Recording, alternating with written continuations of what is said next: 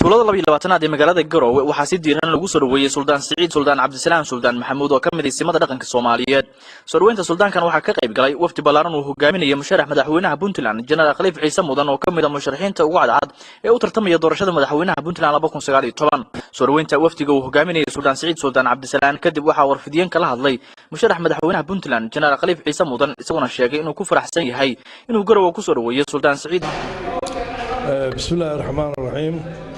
waxaan maanta ku soo dhaweynay magaalada Garowe suldaanka guud ee beelaha hartay Suldaan Saciid halkaas oo kaga hortagnay magaalada shisheedeeda farxad bay noo ahayd inaan soo dhaweyno suldaanka waxaan leenahay suldaan ku soo dhawow Garowe caasimadda Puntland waxaan u rajaynaynaa khayr iyo baraare waxaan u rajaynaynaa joogitaan fiican munaasabadaas qiimo gaar ah ay lahayd وسفر أن أبحر لها ملك من البندلان أيان أباجيسان وحوجه سودويه سلطانك مركز إلى هذا كيس وحنا جينا عافماد يبررين وكجوا مجالده كسر دوادة عاصمة دلك دولة البندلان السلام عليكم ورحمة الله.